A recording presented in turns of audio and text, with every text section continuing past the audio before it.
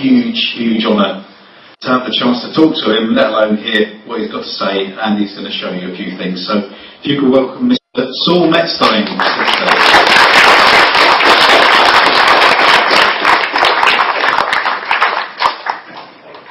Hello.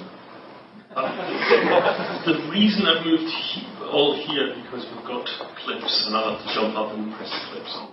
No, you can be here, you can talk to me, you can switch lights off, you can do it.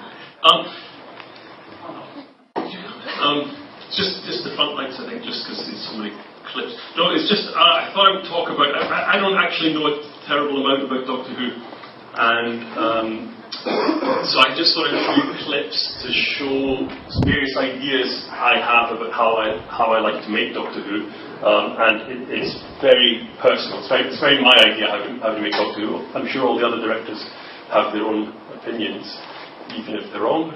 But I'd just like to show you some clips. But this is very much how Doctor Who is made. Okay, yeah, this is my first. And I'm not talking about the scripts or anything, but I hate how the stuff on the right is made. I can't stand things when you just have a camera standing there and you go to close up, then you cut back out to wide shot, then you have a bunch of actors looking awkward in a position because they're just standing in a frame. And again, it's not to do with the scripts, it's to do with some of it is to do with the technology, some of it's to do with just lack of imagination and things like this. Whereas I only ever want to make things that are like Singing in the Rain. And I actually happen to think that Doctor Who is very like a musical. It's all, particularly the way actors like Matt Smith move around, it's very musical, it's very like a sort of a song. The shot on the left is my favourite shot ever coming up, and it's a shot that we tend to steal for Doctor Who whenever possible. It's coming soon, but it's definitely not a close-up like the guy on the right. So come back to the beginning. So he's walking around, the camera's moving, the camera's following him. Everything in Doctor Who to me is quite exuberant and happy and showing off it in a nice way.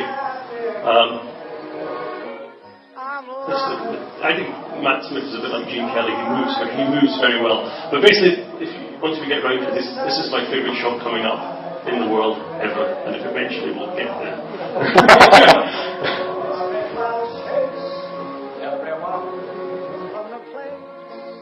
This.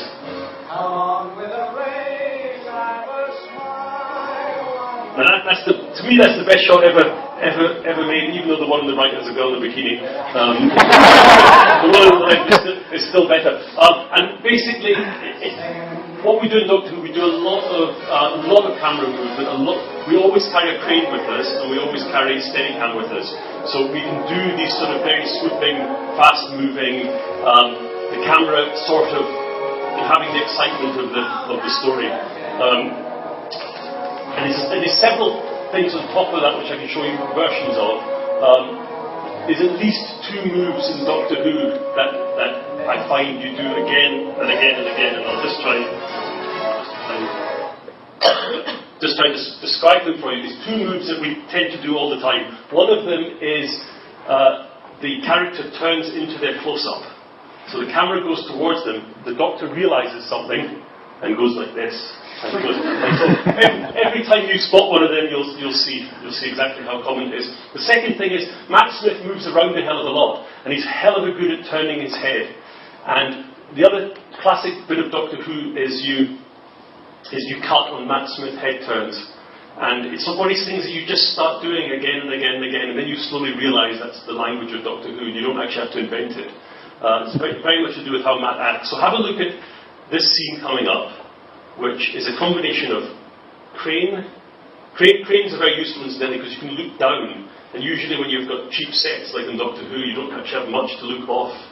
So anytime you can look down saves you a lot of embarrassment when you realise the set is only like sort of 3 bits of cardboard.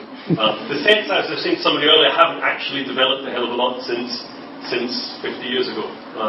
Probably the camera moves have developed a bit more than the sets. So anyway, watch this for crane movement. Steadicam movement and the number of times we cut when Matt Smith turns his head. And there's a few other little odd things about it which I think are quite interesting. And yeah, I'll show you. Alright, where are we? What's that noise? Oh, 10 months. Well, I say what we think. More like pre-crashing on a spaceship. Don't know. And hello, Tom. 10 months. Time flies. Never really understood that phrase. This is Neffy, this is Adele. They're with me. With you? They're with you. Are they in the US? Is that why we haven't seen you? No, they're just people. They're not cons. I thought we might need a gang. Not really had a gang before. It's new.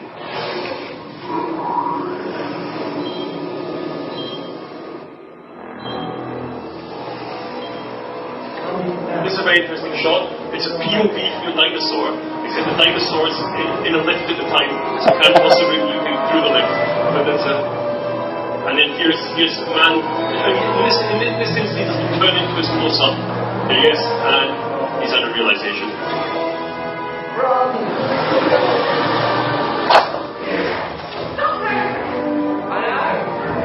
Dinosaurs! On a spaceship!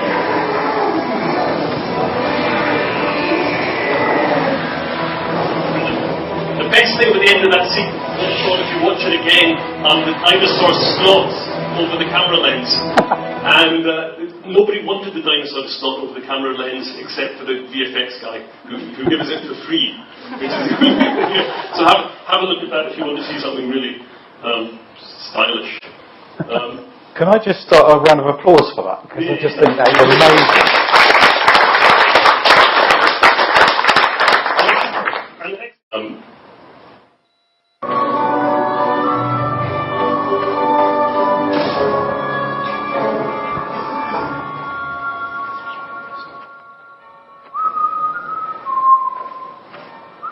Genuine Matt Smith whistling.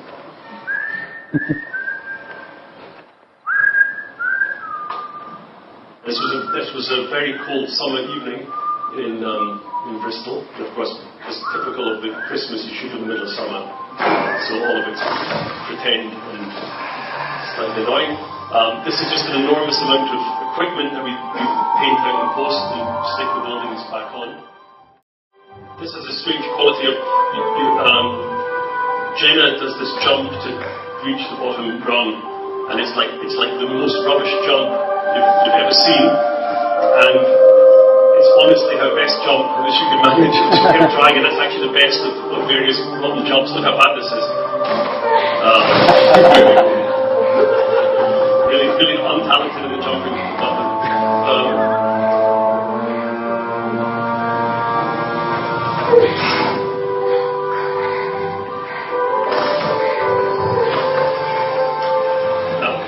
Most of the rest of this is done in VFX. There happens to be a shot which looks just like a VFX shot coming up, which happens to be the only shot that isn't a VFX shot. It just looks wrong. This one looks totally pretend, it's totally real, and all the ones that look quite real are totally pretend. Just to explain about the incredible cock-ups that do happen, watch the way the spiral goes round as she goes up, and watch the way the spiral goes round as it cuts through the clouds. So this is just literally that one rubbish bit of stair and green, and the rest is pretend.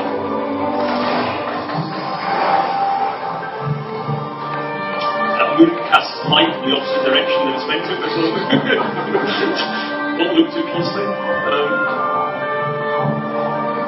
And that wobbles not because we wanted it to wobble, but because the Doctor Who said.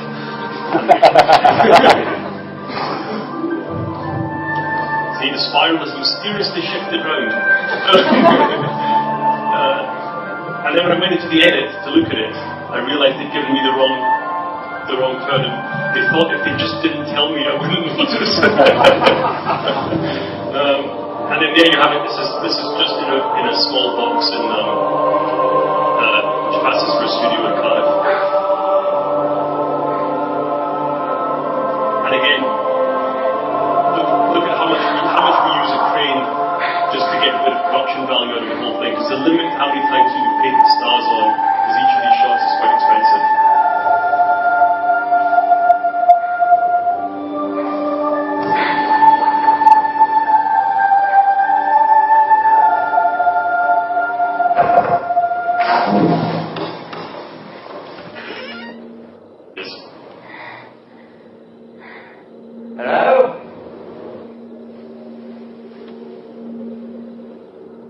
Now we have proper comedy, one person running around the other side as the other person.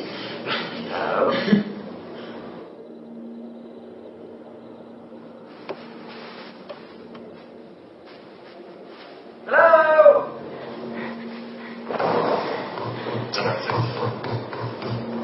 That's a box of dry ice, a little bit of staircase and some green, and then tens of thousands of pounds of post-production to make it look even remotely convincing. And she's going back down the staircase to change its direction. Good. Next bit is a bit from Dinosaurs in a Spaceship. It was shot on a beach somewhere in South Wales. It was beautiful, beautiful weather up until the day before, the apocalypse on the day we shot, and then beautiful, beautiful weather the day after. And my major contribution to this scene was basically wishing that something would break so we could all go home. I mean, it was unbelievably awful. Our set all got washed away. It was just the worst day of filming ever. We had a little helicopter like this size. It basically went up, got a bit of a shot, then broke. You know, and so that the sort of 2 seconds we have is, or 3 seconds we have is what we have. This again, it's one of these. A couple of things to show in this clip. One, like the beginning of what I was saying, I don't like master shots. I don't like when you just have a wide shot and then you cut to close-ups. So I'll do anything to find some way else of doing it. So in this, there's a lot of, in Dinosaurs and Spaceship, there's a hell of a lot of stuff shot through computer monitors, or they look like they're shot through computer monitors. Partially because it avoids having to do a big master shot. Partially because it's actually very funny seeing people in a wide-angle lens very close to camera.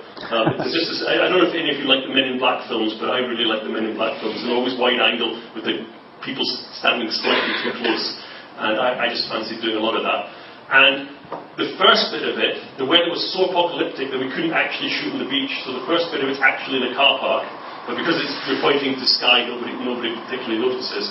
And then again, with this one, it's thousands of pounds worth of CGI pterodactyls, but we also wanted a bit of a pterodactyl biting somebody, so there's one shot of a puppet pterodactyl. Now there was going to be a lot more shots of a puppet pterodactyl, but the puppet isn't, I can't honestly say it was the world's best pterodactyl puppet. So what you have to do is you have to watch all the shots of the CG pterodactyl, and then I'll shout out when it's the puppet pterodactyl. Which cost, just to let you know, the puppet pterodactyl cost £8,000, and I think it took 3 men to operate, and I think he's in for like a second, but it's very effective. So have a look at the wide-angle lens, the avoidance of the master shot, and look out for the puppet. Gee, metal floors, screens, in blocks. It was just a short-range teleport. We're still on the ship.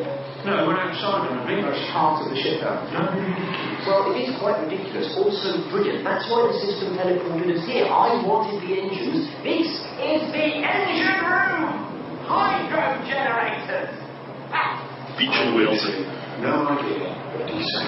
A spaceship powered by rain. Fabulously impossible. Oh, think of the things we could learn from this ship if we managed to stop it being blown to pieces. So people like Arthur Darwin with slightly too big noses are particularly effective.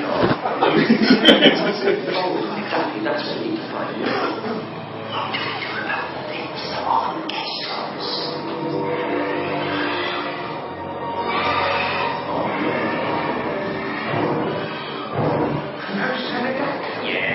On any other occasion, I'd be thrilled. Exposed on the beach. Let's we should be going. Definitely away from there. Amendments will to move away from the pterodactyl. This is what you know. Oh, just CG, all pretend. A little bit of helicopter, all pretend.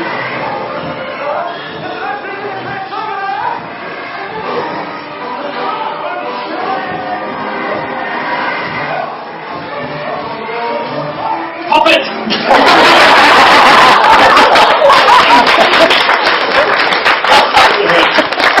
And there he is. Not puppet. Actually, just, you see the sort of disembodied bit of, and with a bit of wing. And that's the first AD who's grinning, but he's really crying inside. But yeah, wasn't the best. It's quite CG. It's very difficult to do a VFX thing of somebody actually biting somebody. I mean, that would be incredibly complicated. But when you're running through a beach in the rain, and there's some guys, 3 guys with his Muppet, it feels like a student film when you're making it. It's quite something. And I don't mean anything bad about student films, but you know what I mean. Anyway, that was our most hellish day ever.